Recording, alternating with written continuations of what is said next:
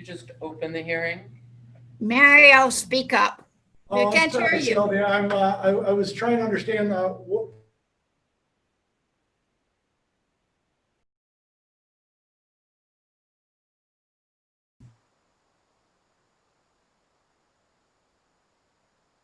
For the public, so we don't do anything else from there. No, you just close the hearing. The first item is the close the hearing on the school-wide public safety, the school safety. Okay, can I have a motion to approve the minutes from the regular meeting on August 11th?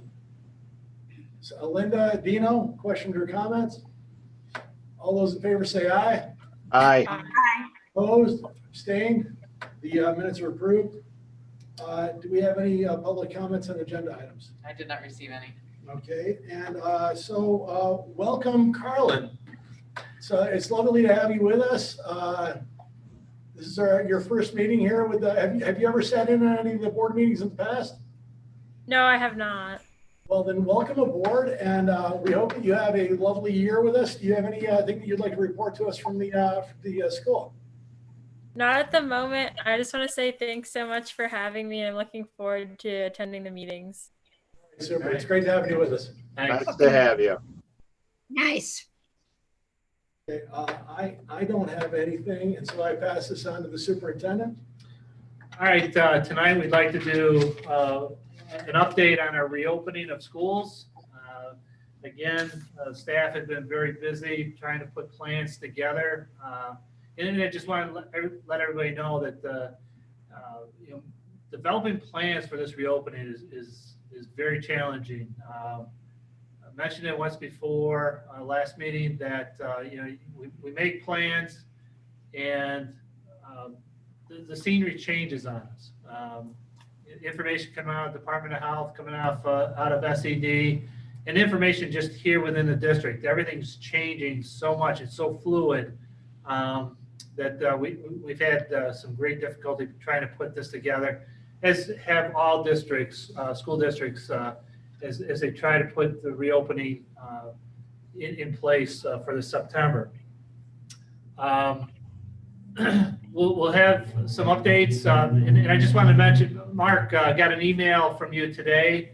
I think you have our office bugged. Some of the things that you did on that. At this point in time, I'll turn it over to Dr. Lamash. I think she has a PowerPoint where she'll go over some information for the board on some of the reopening. Dr. Lamash? You gotta unmute, Laura. So I need to have screen sharing, whoever is in control of that. Okay. Share the screen. Oh, she has to, why didn't she send it to me? Can you send it to me? Just share the screen with her. Just make me co-host, Ken. Yeah. It Go doesn't- down to go to her. Go to Laura, Yeah. No, over on the right. on the right. Click on the three dots Come there over. and make me co-host. And- Co-host? Yep. Make host. There is no Make host. And I'll give it back to you. Promise. Oh, no, that's okay. Well, good evening, everybody. And Carlin, it's good to see you again. I can't You believe too. it's August, so welcome to the board meeting. I'm just going to share a few slides with you just to kind of talk a little about preparation for the start of the year. So let me get that up and running.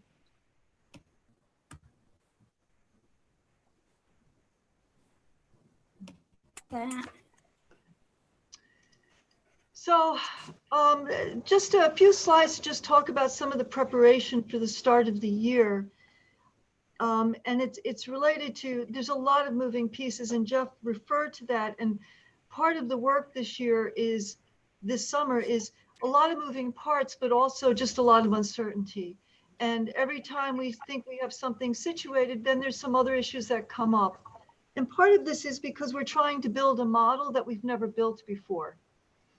And one of the points I often make, and I've made in the last few weeks, is one of the things we pride ourselves on as a district in terms of our instructional planning is we tend to always start small scale. We tend to start with a small group, And we always bring teachers to the table, administrators to the table, at times students to the table. I think last year when we did a lot of work around the documentary we actually pulled in students, including Carlin, to help us build that model. So we've been forced as a district to step outside of a typical pattern that we would use, where we try to incorporate stakeholders in every step of the process as we build a model. Because when you do that, when you involve all stakeholders, that's a model that when built, we can all understand and own. It's like we've built the engine together, we know how it runs. This year's been very different in that respect.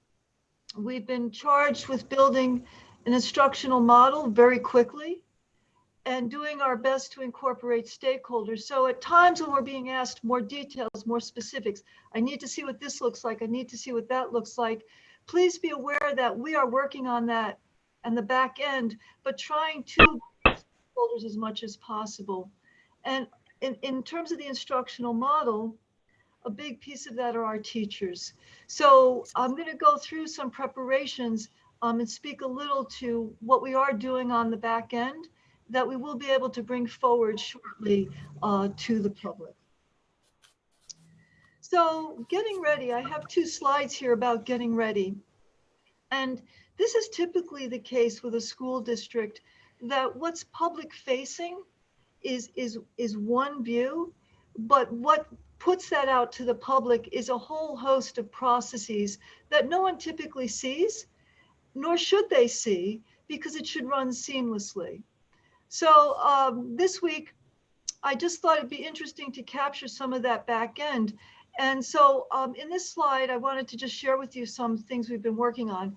Right now, there's a picture of purchasing and preparation of print materials. Right now, we're engaged in a very extensive process in our building. It's in the room upstairs from me that's filled with boxes. And in the next week, we will have assembled all of the math modules and sprints for the whole K-5 elementary program. And what that means is every teacher will have in his or her room a complete box of all the math materials for the full year. So that means the approximately 6 modules per grade level and related sprints. Those are all color coded. And if we have to shut down quickly, we can just deploy all of that information to our students. They can take it home. And that was something we really struggled with last year. A lot of parents saying, I need the print materials. So I want to assure the board and our families that a big part of this summer has been getting the elementary materials up and running. And I know the middle school has been doing the same as well. So a very concerted effort to build that infrastructure of print materials for offline work, because that's going to be critical. Similarly, I put a photo. So here, in this picture of boxes, right now, those are some of the boxes being staged for shipment to the buildings. And in each of those boxes is the teacher's full set of math materials for the year. Also, print materials we've ordered for handwriting K1-2, handwriting books, K-5 for all the buildings. Those will be deployed as well, and they're ready to go at any moment. Students can use them at home, in school, but we have those ready to go. In addition, purchasing some different decodable readers for the elementary program. We have that also queued as well for distribution to the buildings. In terms of professional learning, I took a slide from one of the workshops that we developed, and this is Marissa did this workshop. She's going to be our tech integrationist, joining us in September, working alongside our teachers to help them with the transition to virtual environments for learning. But a big part of our summer work has been professional learning, and the areas of tech integration we focused on is Zoom, Google Classroom, Seesaw, and virtual labs. So I would say that overall we've had probably, in terms of workshops, the overall enrollment of these workshops is at around 400 to 500 in terms of teachers attending these workshops, some of them attending multiple workshops. That's been happening virtually this summer. So it's been very quiet here in district office, but it's been very busy out there as teachers are working virtually in these areas of professional learning. Curriculum alignment has been very big. Our math and ELA teachers have been working to look at, scope and sequencing, what adjustments need to be made this year. And the focus has been on math and ELA so that we can begin the year with an appropriate scope and sequence so that we can progress learning. A lot of time, a lot of work on these three areas. Additionally, as we move forward with Vestal's one-to-one initiative, I wanted to just get some images of our stockpiling, so to speak. But on the left, you can see the Chromebook carts that are organized right now, and we're staging them for deployment and finalizing our plans for the distribution of our technology. That will be communicated to families. We're working on those details at this moment, and I assure the board and families that that will be clearly communicated and that the process will be a thorough process. You can see one slide, the new Chromebooks. It's always amazing to see stacks of devices, but these are the Chromebooks. These are our new Chromebooks that have been imaged and are getting ready to be deployed as part of those carts for our students. Software acquisition and EdLaw 2D compliance. Over the summer, we've dedicated a lot of time, administrative time, to purchasing software. And with Education Law 2D and student data privacy concerns, we can't simply just buy software and push it out to the buildings. All of this software has to be vetted through our district and has to comply with our own standards for student data privacy. So it's a much more elaborate process, and some of that is making its way to the board. For example, tonight you will act on, in the agenda, one item you'll act on tonight is Great Minds. Great Minds is actually what you're seeing in this list right here with Eureka Math. And we purchased, we just are finalizing the purchase of Eureka Math in Sync for the elementary, which is a virtual learning component that our students can access both in school and at home to help sustain a continuity of learning, both when they are in school and when they are working at home. So this is new, where we're moving software now before the board for approval, and that requires a lot more process, a lot more practice. But it's necessary if we want to protect students' data and privacy. So that's been a big part of our work this summer. A big part of my work this summer is researching and funding and moving forward software. Read and Write is one I'm especially pleased with, especially for students. It's a very powerful tool, and a tool that I think lends itself to assistive technology and for the support of students in the areas of reading. I see this as an important tool that I plan to promote among our special education faculty in terms of helping students access text in a virtual environment. So I'm really pleased with Read and Write. Delta Math is high school. Kami is a way to access PDFs. Typing Club, we're moving forward with Calkins Units of Study, which is a virtual component to our current literacy model.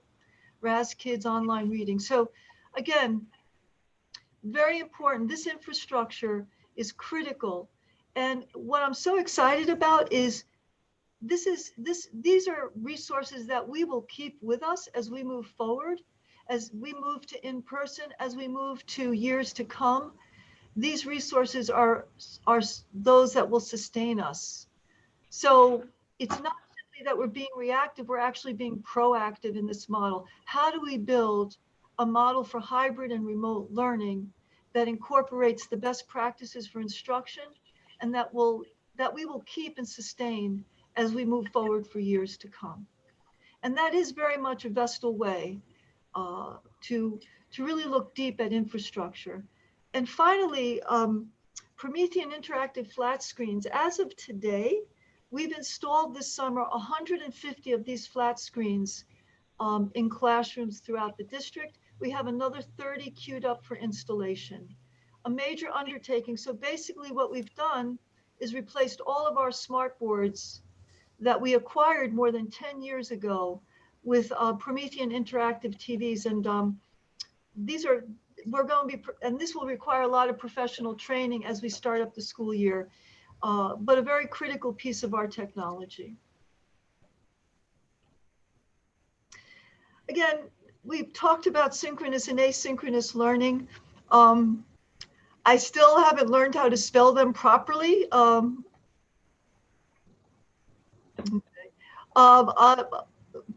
I'll get there. So, spell check doesn't help me with that. I wish there were smaller words to explain what these two words mean. But synchronous and asynchronous, you've heard this a lot. For going forward with learning, these two environments are going to be critical. And what's very important is that they interact. So our students in person, our students at home, our students learning remotely, using all of the software we've acquired, we're trying to build a model that will provide seamless interaction between what happens in school and what happens at home. And that's going to require a lot of planning, a lot of professional learning, but I believe we're on the path to do that well. In that respect, I want to point out that there's no either or in this model. These two environments have to work together. So as we're developing our structures and our instructional models, building into those models a truly hybrid approach where all students will be engaged in these two models of learning using all the different technology tools we've acquired. But again, the two approaches have to work together. It's not an either or model. And then expanding ways to connect with students as we build the instructional model, as we build the students' daily experience, their daily schedule. These three components will be a part of every student's engagement with learning. Again, it's not one or the other. And I say that as an assurance to our families. Our students aren't going to be sitting in front of screens 7 hours a day, but they will be engaged with their teachers throughout the day and throughout the week on a regular basis, whether our students are in person, if they're hybrid working at home, if they're students who are primarily remote learning. Throughout the week, all of our students will be interacting with each other and with their teachers, either online through real-time interaction, through collaborating through Google Documents or through video conferencing, in person, face-to-face, and even for our remote students, we've designated days within the schedule where our remote students are going to have that special time with their classroom teachers as well, small group engagement with their classroom teachers that can simulate the in-person experience, but through technology like Zoom. And then our students are going to have the structures to engage in self-paced activity.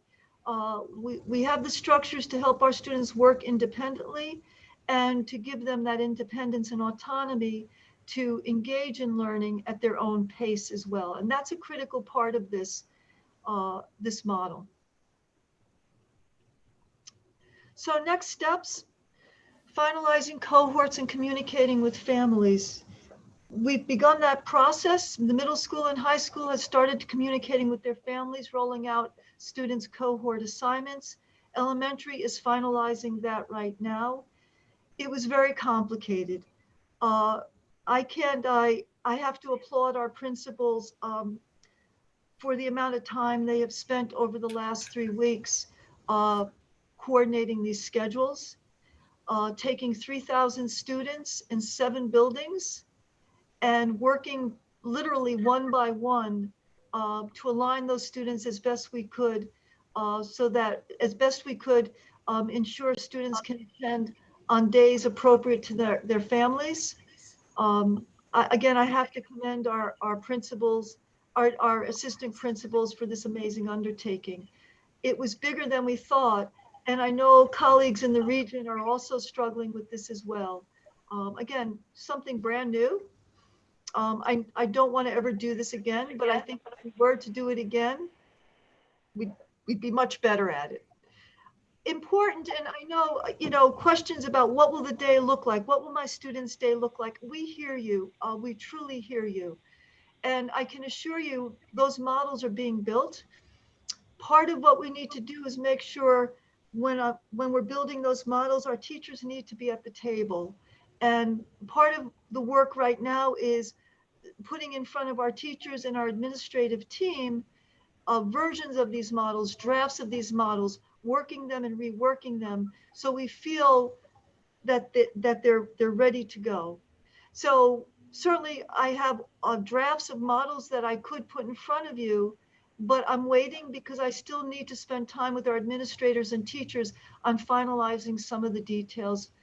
So when we do put them in front of you, we can really speak well to them and assure you of their solidity. So I am as anxious as you to put these models out there, but I think if we can just take a few more days to really make sure our teachers have input, our principals, our assistant principals have input, our directors have input, it'll be stronger for that. Another big piece that we're working on is getting ready for the return of students and the opening week of classes. Part of that is the week students aren't here. There's a lot we still need to do that first week when our teachers return. Putting structures in place for mandated trainings. We have 4 days with our teachers that first week, and the mornings of each of those days is going to be dedicated to all sorts of new mandated trainings that we have to do. They're extensive. But teachers, I promise you, you're going to have time to do your other work in terms of getting your rooms set up. I hear you. We hear you. But that's significant. Each year, the mandated trainings we're required to do increase, and we're rising to those challenges. Professional development that first week is going to focus on getting our teachers ready, so that following week when our students report or when we reach out to our students virtually, we're going to have the technology in place to do that well. So, and then of course, opening week of classes, getting our health and safety protocols situated and communicated is a very big step. That's being handled not necessarily through my side, through the instructional side, but it's still a very big part of our preparation for the opening of schools. So I just wanted to take a moment to share with the board and the community that there's been a lot of intensive work happening. I want to thank our teachers. I want to thank our administrators. I feel very fortunate. We are very fortunate as a district to have an exemplary group of people working very hard to provide our students with the best education possible in these challenging times. So that concludes my presentation. Questions or comments?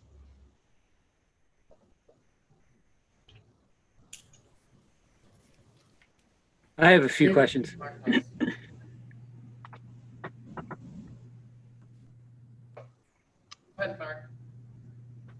So I have a couple of questions, but also, I guess, a couple of comments.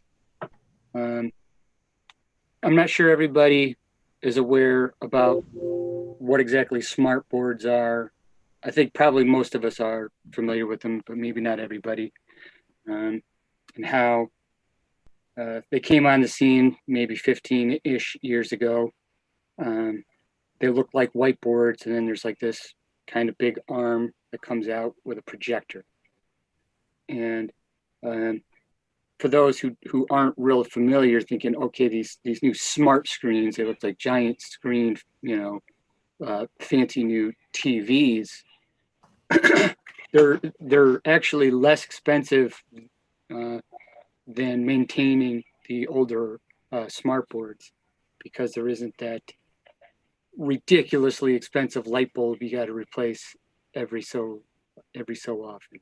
So even though they're way cooler and they look like the giant screen TV in your house, but now it's a touch screen, you might think, oh my gosh, but it's actually less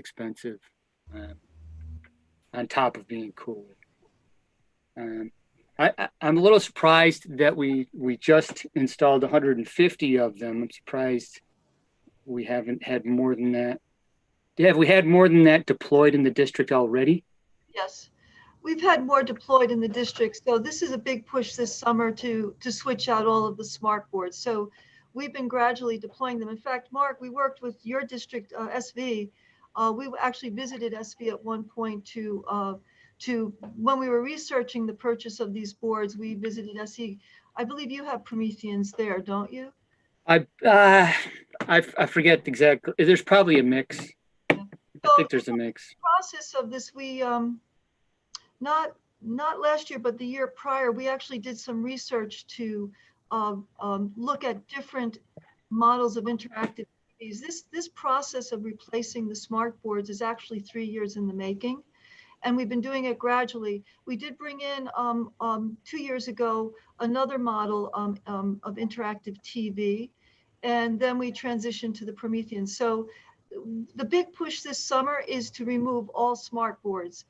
We've been doing it gradually, but based on our spending plan, we were able to do a final push this summer, much as many districts in the region have been doing as well. Yeah. Another question I had regarding technology is when you were talking about the stacks of Chromebooks for distribution, there are enough for every student? That's a question, I'm sorry. Are there enough for every student? At this point, and Cliff may want to jump in, but we presently have enough to deploy to all students who need them in grades K through 12, correct, Cliff? Yes, we do. And we know a number of our students will be bringing their own device also. So yeah, we do have enough devices to provide for students that would like a district device. The reason I asked that is one of the things I advise folks is to take advantage of it. I wouldn't want people to think, oh, my kid already has a laptop. I don't want to take that device or opportunity away from some other student who might need it more. In my experience, these Chromebooks, especially these district issued Chromebooks, they're gonna be work machines. They're not gonna be Minecraft and etc. So to have a teenager have like a separate, okay, now I'm getting to work over here. It's different from my other machine I have in my house, which is infotainment and distracting, less prone to distracting if you have that school machine that I'm going to do my school machine stuff on. So I just wanted to point that out. Mark, that's an excellent point. I just want to piggyback on that for 1 second, if you don't mind. And I had elected to use their own devices. Can parents change that decision? Because honestly, based on Mark's feedback, I'd like to change my decision. So I'll give the floor back to you, but I just wanted to throw that out there as a question. I'm in the same boat here as Christina and Mark. Even before Mark presented that, my husband and I talked about it, and we said the same thing. The tablets that my kids have, they use for entertainment, and it's had been difficult in the spring and into the summer.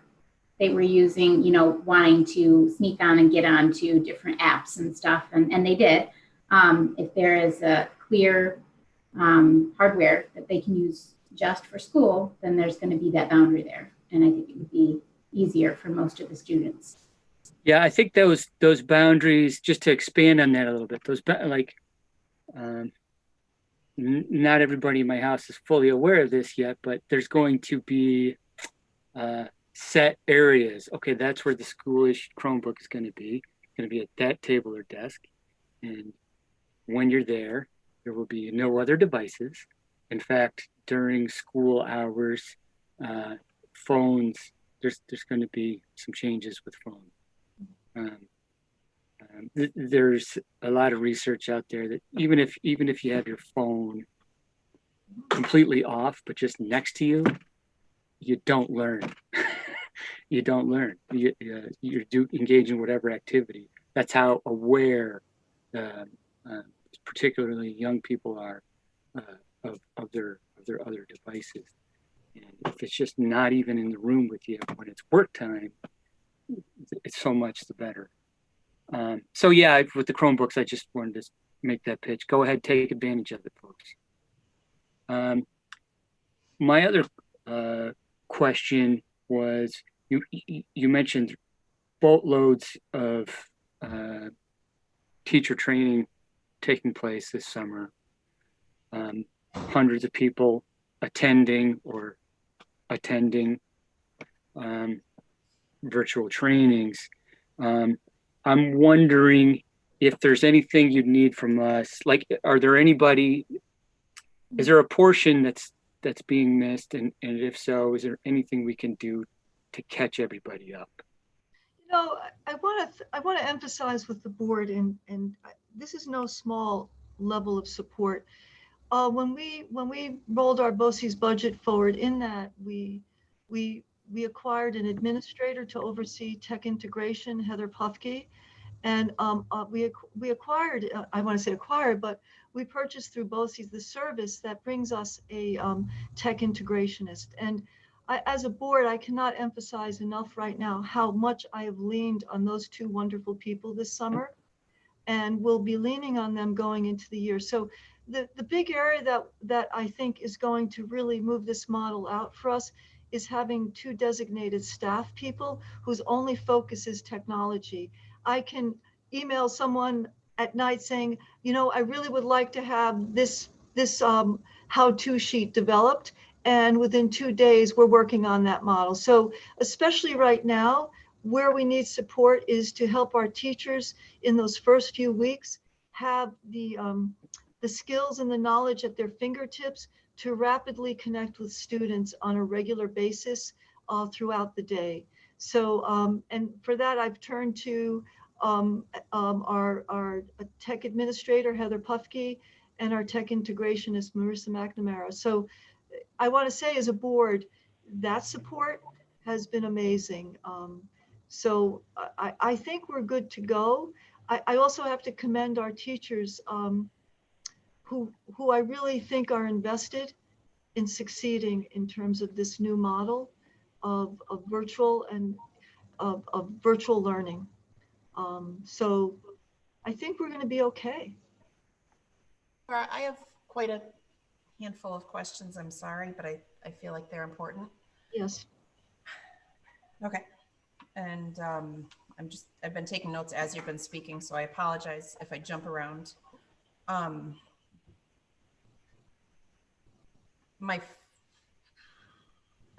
One of the things that was a question during the planning phases, there was inconsistency or confusion with the state guidance on whether there were masks or no masks. I'm sorry, obviously masks and social distancing, or masks or social distancing. Is there clarification on that? And I apologize if it's been published and I've missed it. I'll refer, Cliff. Yeah. Thank you. Right. So with that, we are requiring all students and anyone who enters a school building to wear masks.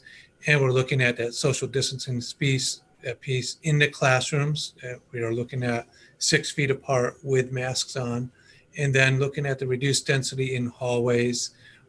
When students pass, they may be closer than 6 feet if they're passing each other in the hallway, but that's at a short period of time. And we did follow up with our Broome County Department of Health, and they indicated that those procedures in the hallways, yes, that would happen, but it's a very short period of time. Students should not be congregating together closer than 6 feet. In the lunchroom, we need to keep students 6 feet apart when they have their masks off and they're eating. So we are in the buildings finding multiple areas where students then would eat during lunch. But all other times, even in PE class, they need to be 6 feet apart. During like a 40-minute class period, they would be sitting 6 feet apart and wearing a mask. Correct. Right. So that's why we went with the 4 cohorts. So then it reduces density population of students in the building, and then we could manage in our classrooms that we'd have a smaller number of students, so then they can sit 6 feet apart in the classroom. So if we're the reduced density, and I know you guys have thought through this, but I've been asked, and I'd like to know for myself also, if we're reduced density, we've achieved the stationary 6 feet, that 40-minute time can't be an extended mask break. There's a lot of debate with that, and what the Department of Health, the latest Department of Health, what they've told us is that there could be periodic mask breaks just for a few minutes, but not everyone in the class. So it could be a couple students, you need to take a mask off for a little bit, then it has to go back on, maybe a couple other students. Because what they're indicating now, it's more with the virus, it's more respiratory, and that they know that that's the big fear of if everyone has their mask off, and then the air could flow around and the virus could, more people would be susceptible to contracting the virus if someone was in school that had the virus. So they are recommending that everyone keeps their mask on. Looking, basically, the short answer to that question is mask and distancing is. Correct. Okay, thank you. As a matter of fact, I don't mean to. No, that's fine. Just a quick little piggyback. From what I was understanding about the health department documents explaining how they'll intervene with contact tracing, correct me if I'm wrong, Cliff, is when a person tests positive, they have to go into quarantine, but also any individual, mask or not, that was within 6 feet of them for 10 minutes or more also has to go into quarantine for like 2 weeks. So what they've told us now, most recently, Department of Health has said that if there's a classroom of students and someone is tested positive that was in that classroom for COVID, that person does have to go to quarantine, but so does everyone else in that classroom, even if they were further away than 6 feet. But if they were in that classroom for more than 10 minutes. That's every class. Right? So if you're in the secondary and a student was in 9 different classes, right? That's the latest communication with the Department of Health. Based on that, so the student tests positive, and then Johnny sitting next to him now has to go into quarantine. Does Johnny's family also have to go into quarantine? No. So what they would do is that's the Department of Health, so that wouldn't be with the school. So if a student tests positive, the health provider would reach out to the family, let the family know, and then the health provider, they will also report to Department of Health, and then Department of Health would contact the school. So then the Department of Health will help the school to determine contact tracing, work hand in hand. But anything with the family, that would come from the Department of Health, and the health provider would indicate if the family had to quarantine or not. So that's something that I can't answer. That seems extreme to me. I mean, Well, the potential is absolutely extreme. that means you have one positive test, and probably at the high school where kids have to change classes because it's the high school, and a kid tests positive, and there's 9 periods in a day, and that puts all those. and those teachers. And any adult in the classroom also, correct? Period. Not 10 minutes. Just if they were in 10 the classroom longer than 10 minutes, correct? So if someone just popped in the classroom to deliver paper or walked out, that would not, but they said someone is in that vicinity for 10 minutes in the classroom, then that would be, that person we would have to follow up with contact tracing, and Department of Health would then make a determination. This is a very recent change. Is that correct? This is what they told us last week. Last week. Mm-hmm. Jared, there's no distance that if we achieve 10 feet or 15 feet or something, is there some distance where that wouldn't apply, or it's just in that room? In that room, in that classroom. Mm-hmm.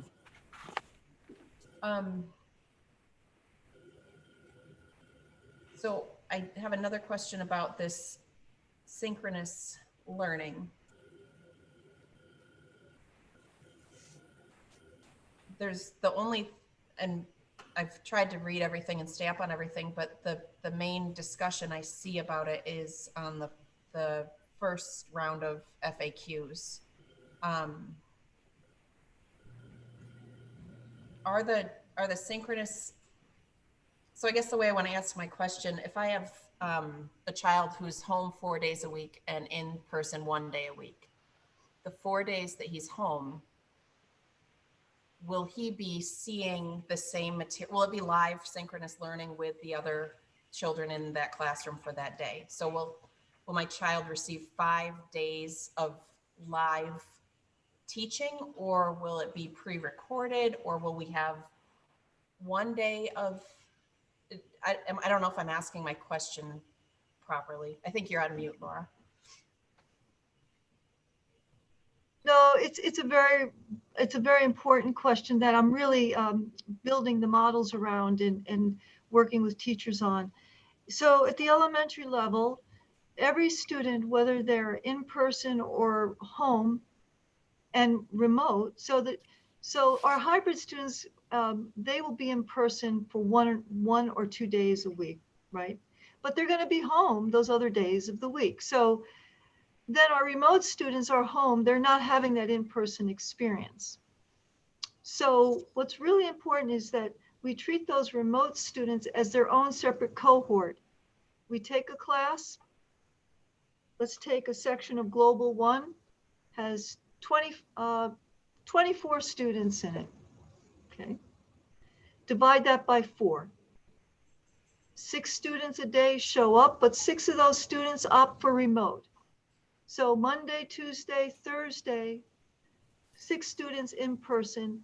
And it's really important that part of the design of this is teachers have to develop a relationship with students, and right? But those remote students are going to have their day remotely. As I'm sitting here with you in a Zoom meeting, okay, on those remote days, our teachers are going to be using Zoom and different types of conferencing and different types of software to engage just with those remote students, that small cohort, so that they can have some level of relationship with their teachers. But only 1 day a week. For each student, that's that 1 day a week of just that small group. But in addition to that, what we're looking at and we're presently working with our teachers is what does the rest of those other days look like, okay? So part of what we're looking at is at least 2 of those days a week are going to be lessons that are full synchronous lessons where the students at home and the students in person are connected together. That's live. Via synchronous live interaction. So that's part of what we're working with our faculty on, is how do we make that work? What would that look like?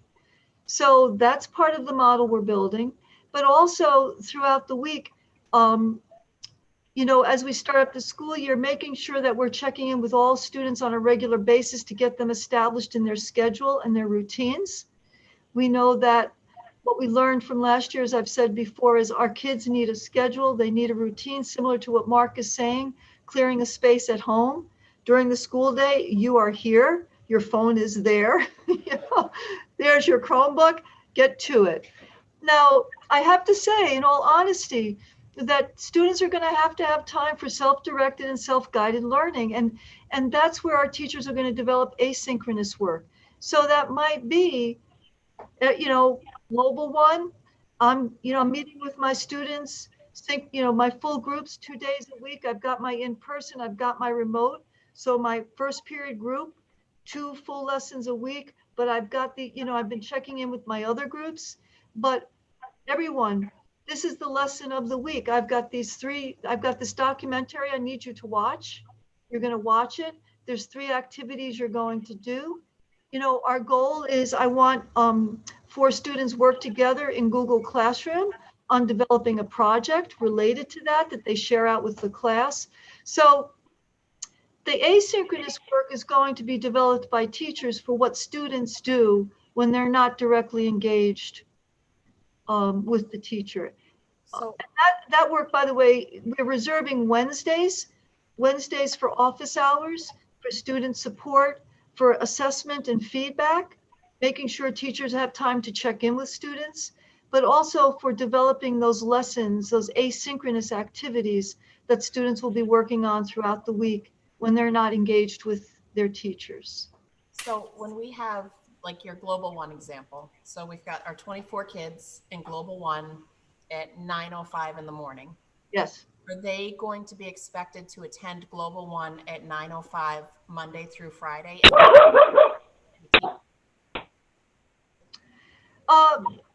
For the beginning, Monday through Friday, it sounds like no. And what, for someone's the, dog is barking.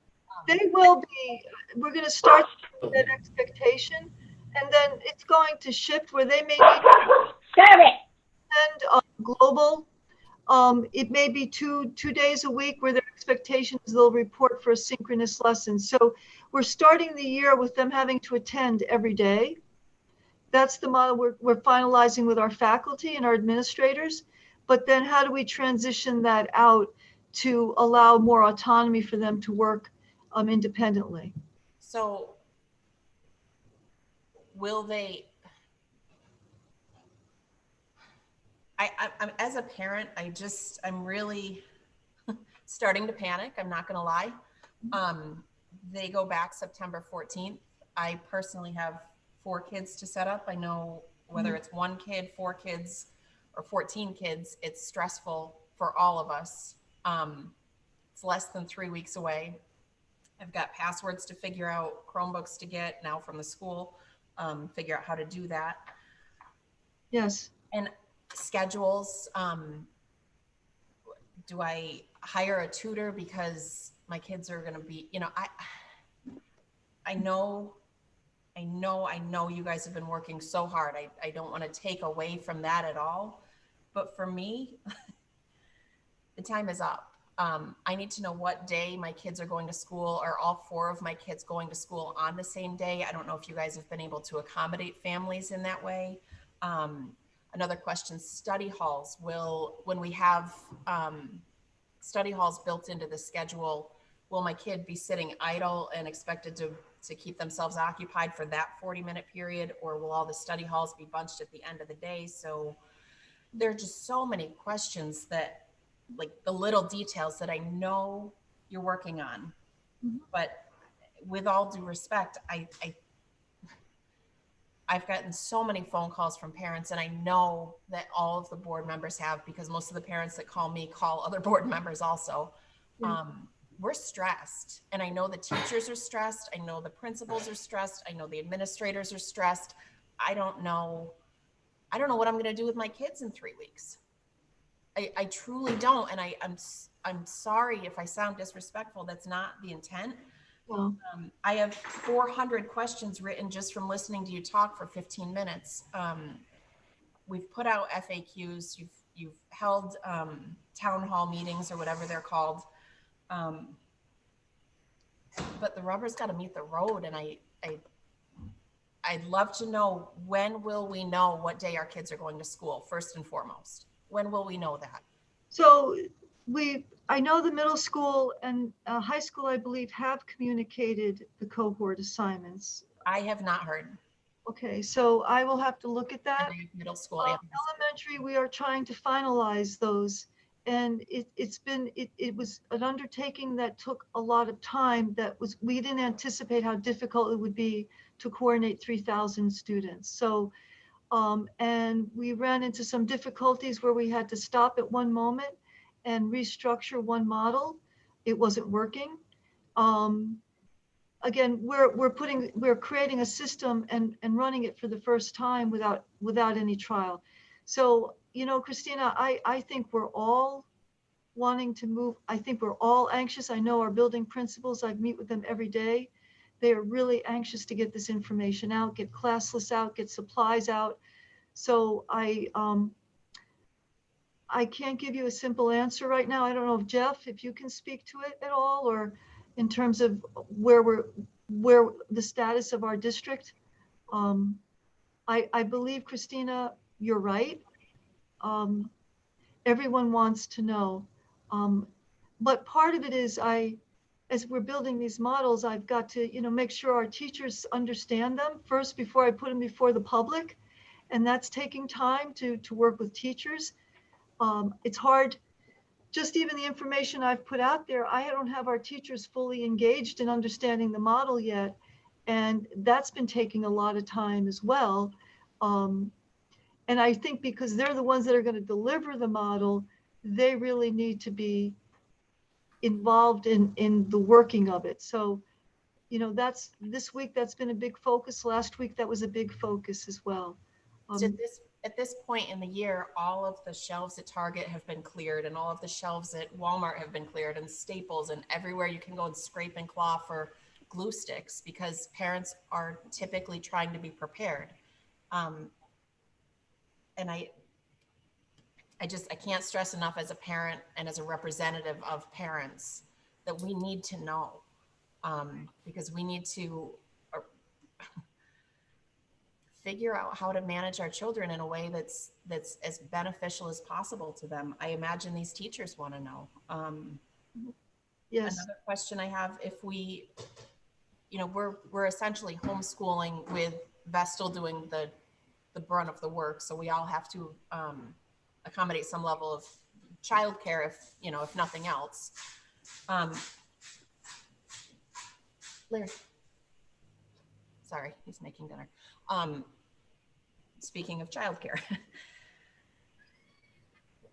what's the difference between homeschool? It's a simple question. If we elect to homeschool our kids on our own and pull them out of the district altogether, can they still play sports? Can they still be on Vestal teams? And I won't even get into the sports questions, because I know that's, to me, it's an important concern, but a secondary concern that I know you guys don't have answers to yet.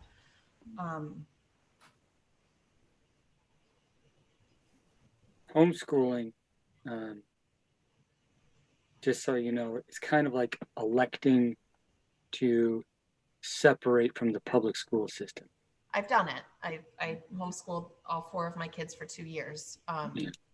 So by that, I mean, by electing to separate from the public school system, I think with maybe the exception of some related services like speech, OT, PT, you're out of the public school system. See, I don't think that's the case. I think you're still allowed to play sports, and that I'm asking for a wider population than myself. I can email all these questions. So I can answer the sports one is students do not play sports at Vestal if they're not a Vestal student. So that's been the history here at Vestal. I've never heard of it being a district to district decision. I kind of always assumed it was either a New York State thing or NISFA, New York State Public High School Athletic Association decision. So Vestal has approximately right now 120 families that homeschool, or students that homeschool. And it is, as Mark noted, you basically enroll your student in, you disenroll them from Vestal, you enroll them in homeschooling. But Christine, I think you know this because you've done this, have that background. Well, I don't, because my children were all elementary age when I homeschooled, so the sports were not a concern. Okay. So once you separate from the district, you separate from the district and don't participate in athletics. Is that something that we can revisit and maybe look at a policy that's specific to this year? Because I think that given all of these challenges, parents should have freedom to elect homeschool if they're not comfortable with what's going on, and the kids shouldn't be penalized.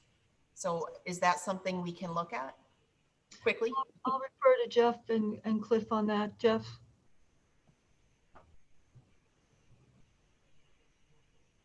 I'm going to say, back on the sports question itself, we're going to take the question down. We'll get an answer to that, get it out to the board, and we'll put it out on our fax too, so that, Christina, as you said, a number of parents have that question. We'll get the answer and put it out to the board and to our fax on our website. So that's a good question. Jeff, can you speak at all to the timeline? I know, I mean, we're doing what we can on the instructional side, and I know there's other pieces of operation in terms of, communicating to parents some of the things we're working under right now.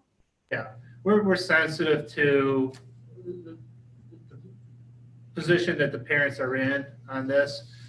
Look, it's not something the district is purposely, holding back. We are working feverishly on this with our teachers, with our administrators. We're still waiting on information for our staffing. That all has to be taken into consideration when we do this schedules. But again, Christina, understanding parents need to know too as soon as possible. And I think we are closer as of this week to figuring out some of those schedules and getting that information out to the parents. So, it is our priority at this point in time, and we're going to work on getting it out. So this will be I have many more, but I'll stop at this question.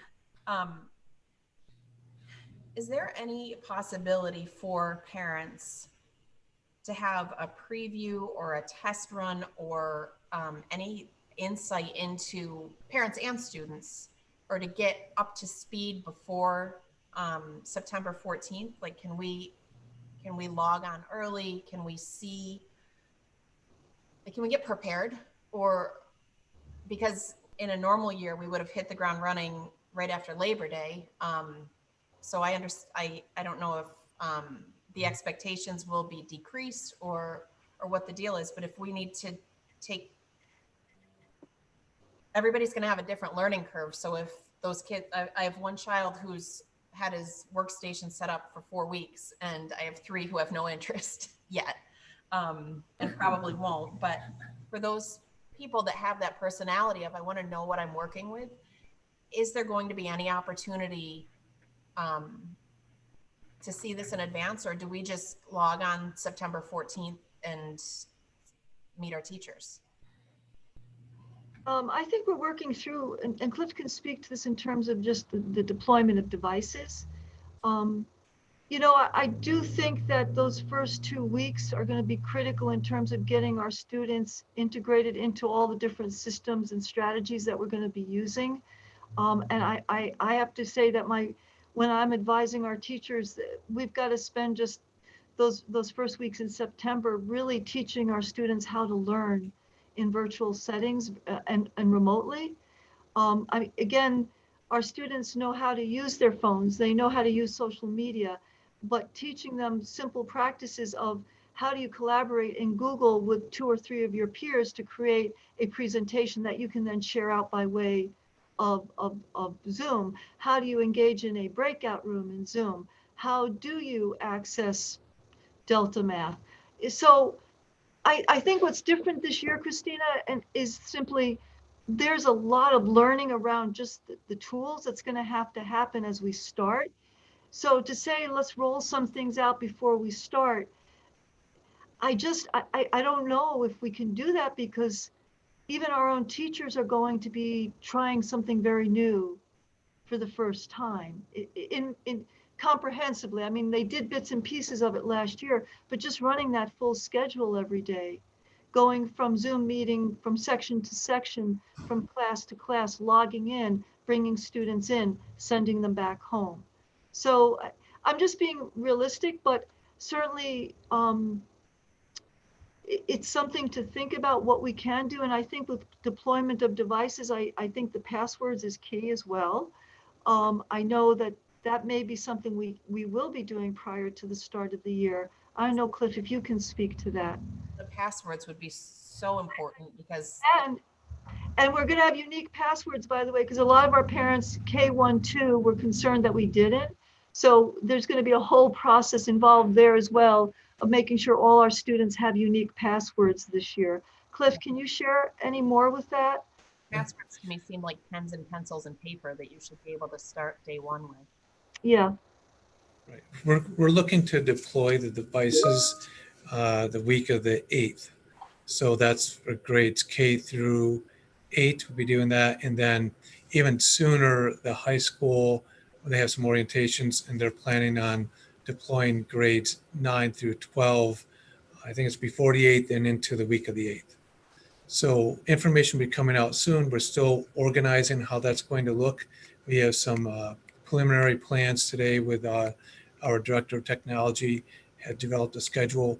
We're looking at staffing. How do we staff that? Basically what it's going to be is it'll be here at central office, where at Central Junior, where Dr. Lamash had a picture of that gymnasium with all the Chrome. That's where everything is stationed right here. So we'll have different days for different parents. And we open all the way to 7 p.m. So then a vehicle can pull up and we have individual out there to find out who that person is. We'll retrieve the device, bring it out to the car. There has to be a waiver that does need to be signed. That will take place. And then the student will have their device before they walk into school on the 14th. So that's our plan right now. And the passwords will be distributed to parent emails. Yeah, I'll have to find out exactly how the passwords will be distributed, but we'll get that out to. Now, I do believe that the secondary students have their passwords, so it'll be their unique password that they've created. Because what happens is they start out with a generic password, then they can change it, and only they know it. Like we don't even, in our system, we can't even check on that. Only thing we can do is if a student says, I lost my password, we can reset it back to the generic password. Then they log in and then they change their password. So how, I mean, I'm personally, my one of 4 who's prepared has lost his password. Okay, yeah. How So do we'll we- get information out on how they So- know the password. building- I'm reluctant to commit to this, Christina, but I believe right now the model is this, and Cliff, we were just going through this with tech. Mhm. Students will log in with a generic password using their email, and once they log in, they'll be prompted to change their password. Right. As families, what we have to advise families is make sure they write those passwords down. So I do think this year we're asking all students to log in with a generic password, reset their password to a unique password. So the key will be, again, and that might be some of the advisement to parents of when that happens, make sure those students record their passwords. So That will be kind of a fresh restart for everybody. I think, Cliff, that's where we're landing right now based on some communication I just got. Yeah, okay. Yeah, I believe so. And we can clarify that when we speak with IT. But I know, Christina, that's a big deal. And last year there was a lot of stress around that. So that's part of why we were trying to do a restart this year. I didn't see, 1,000 of our high school kids remembering their passwords. And then, so we are working on a restart for that reason. I mean, we barely remember our passwords. So, and we write them down, but we forget where we write them. Okay, so, yeah. All right. I'll email any of my additional questions, but I thank you guys for taking the time to field some of Yeah, you're welcome. Thank you. It's important. So since we're on the topic of, in your presentation, you talked about Zoom, Google Classroom, Seesaw, virtual labs, Delta Math, and Kami. Basically, correct me if I'm wrong, but once a student or family, logs in with Google into their Google Classroom, that's like the launch pad for everything. Yes. So I don't want people to hear a whole bunch of names, usually with the letter Z in there somewhere, and think, Yeah. oh, that's going to be a whole other login or whatever. No, It- Pretty much, once a student logs into Google Classroom, that's the home base. Everything launches from there. yes, and we've heard from many parents, and please know sincerely that we will be doing parent support sessions for this. I do want to work through maybe the PTA district council on that, but I think, for example, parents getting inundated with notifications. I mean, especially if you have multiple students. So we know that we have to really help our parents with that. And some of these are just going to be embedded within Google Classroom. So I do feel confident that while we're adopting a lot of different tools, it won't be done in a way that's overwhelming. it'll be integrated. And I think that's key. And I worry when I show you all of what we're looking at, that you're going to think, oh, great, 20 passwords to remember. No, Google is the learning management system. At K-1-2, we're looking at Seesaw as a more developmentally appropriate model that I think parents will find much easier to use. So we're looking at that for the K-1-2 kids. It's just lends itself more to the primary student in terms of work submission and engagement. And remember, by the way, kindergarten and first graders, we're working on iPads for those students that will be preloaded with all of these systems and applications.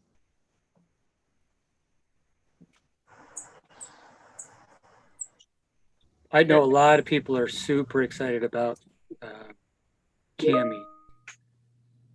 Yeah.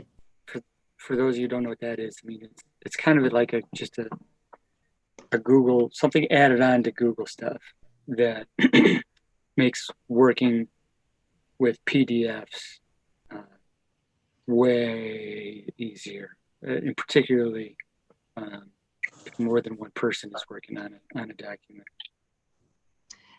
And again, this is an example of what we have, strategy for work submission. What we really struggled with last year is teaching our students how to do work and submit it electronically.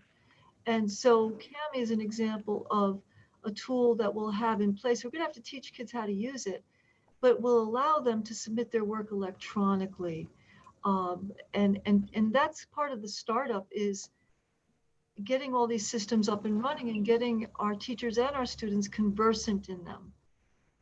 So you can have the greatest software and applications in the world, but if folks don't use them and don't see relevance, it doesn't matter. So that's going to be a big push for the first few weeks of school.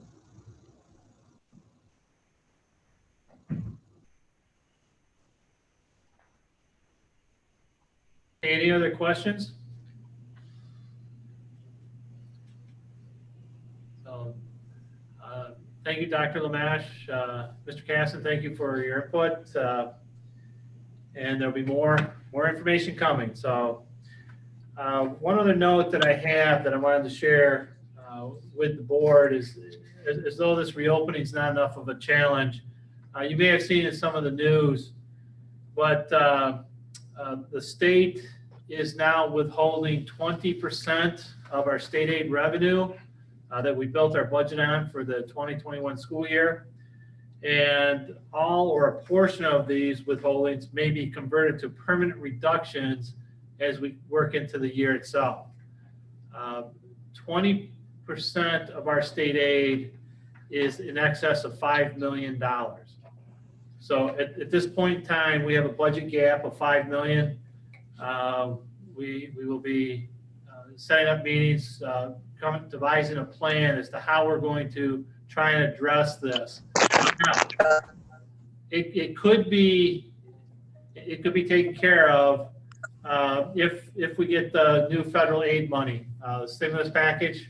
We're waiting to hear whether or not or when that might come through, but that might be a portion for.